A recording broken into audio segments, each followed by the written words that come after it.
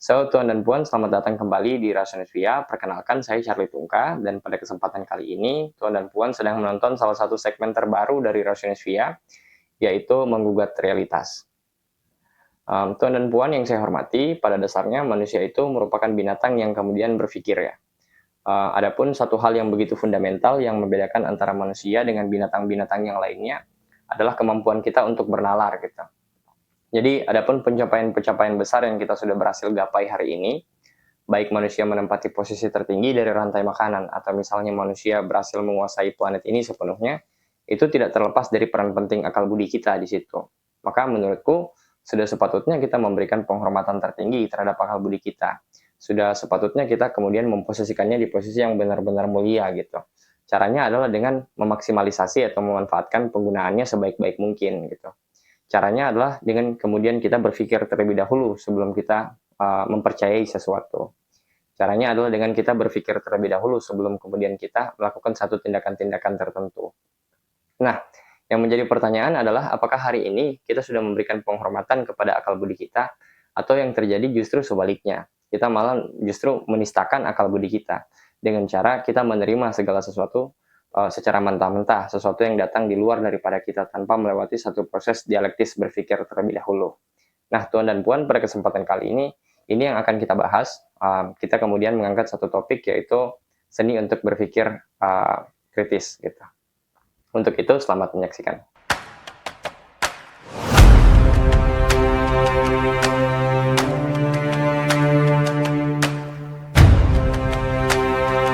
Oke, jadi Tuan dan Puan, saya kira kita begitu familiar ya dengan istilah berpikir kritis. Somehow ajakan-ajakan berpikir kritis itu sering sekali kita dengar. Tapi sebenarnya apa yang dimaksud dengan berpikir kritis itu? Jadi sebenarnya berpikir kritis itu merupakan satu kondisi di mana kemudian kita secara sadar ya, secara aktif dan berhati-hati untuk melakukan pengujian terhadap sesuatu berdasarkan bukti dan juga berdasarkan logika. Nah, sesuatu yang dimaksud di sini itu bisa bermacam-macam ya, bisa berupa data, bisa berupa berita, bisa berupa informasi, argumentasi, atau bahkan opini publik yang sudah dipercayai oleh masyarakat secara turun-temurun gitu. Nah, ini sebenarnya kalau kita lacak bukan merupakan satu hal baru ya.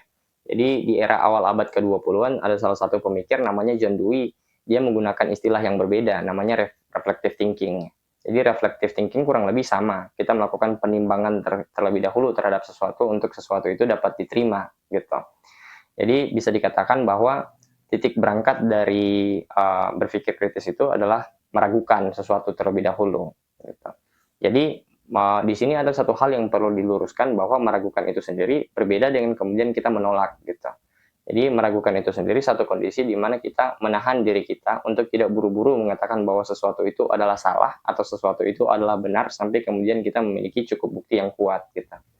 Nah, Tuan dan Puan, skeptisisme itu sendiri atau kata skeptis itu sendiri sebenarnya berakar dari bahasa Yunani. Yang kalau kita telisik sebenarnya dasar katanya adalah skeptomai. Jadi skeptomai itu artinya adalah memeriksa. Jadi bisa dikatakan skeptisisme itu bukan satu tindakan menolak segala sesuatu, tapi satu tindakan untuk memeriksa segala sesuatu. Nah, Tuan dan Puan, dalam kehidupan sehari-hari ada satu masalah yang begitu sering dihadapi oleh kita dalam berpikir kritis ya. Satu masalah ini adalah kondisi di mana kemudian kita seringkali terjerumus di dalam sesat pikir gitu. Di mana ketika kita berhadapan dengan seorang yang kita anggap memiliki otoritas lebih tinggi dibanding kita anggap bahwa apa yang mereka sampaikan itu maka sudah pasti benar gitu. Coba kita refleksikan kembali atau kita renungkan kembali seberapa sering kemudian ketika kita berhadapan dengan orang-orang yang punya jabatan tinggi atau misalnya punya gelar yang berderet-deret di belakang namanya, kemudian kita beranggapan bahwa apa yang mereka sampaikan sudah pasti benar gitu. Atau misalnya di dalam konteks yang lainnya, semisal kita berada di dalam satu kelas gitu, kemudian kita memiliki satu argumentasi yang argumentasi kita itu berbeda dari seorang dosen atau seorang guru yang sedang mengajar di ruang kelas itu. Lalu kemudian kita give up atau menyerah dengan argumentasi kita karena kemudian kita beranggapan bahwa seorang dosen atau seorang guru itu lebih tahu dibanding kita. Nah, kondisi seperti ini di dalam logika bisa kita kenal dengan appeal to authorities ya, atau dalam bahasa Latinnya kita kenal dengan argumentum et verecundiam gitu. Jadi verecundia itu sendiri adalah rasa sungkan yang berlebihan.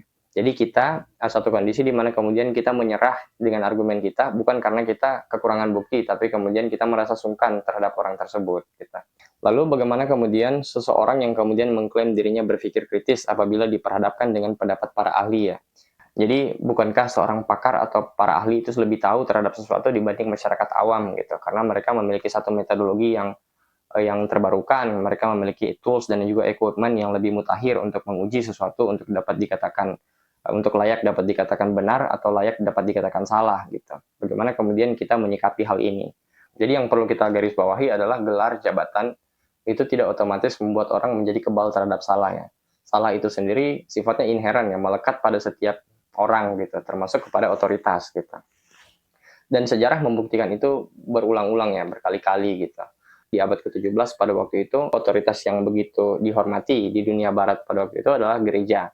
Dan kemudian gereja pada waktu itu memiliki satu pandangan di mana yang mengitari bumi itu adalah matahari ya, bukan sebaliknya. Lalu kemudian hal ini dibantah oleh pengamatan melalui teleskop oleh Galileo Galilei yang kita kenal ya. Ya. Kemudian hal selanjutnya misalnya terjadi di abad ke-19 ya, di mana kemudian pada waktu itu angka kematian pada seorang ibu yang melahirkan itu cukup tinggi. Lalu kemudian datanglah seorang dokter namanya Ignaz Semmelweis. Dia beranggapan atau memiliki satu tesis di mana kemudian sebenarnya angka kematian ini bisa ditekan gitu, hanya dengan tindakan yang dilakukan dengan cara mencuci tangan gitu sebelum kita menangani pasien gitu. Pada waktu itu pandangan dari Ignaz Semmelweis ini sempat ditolak bahkan ditertawakan ya.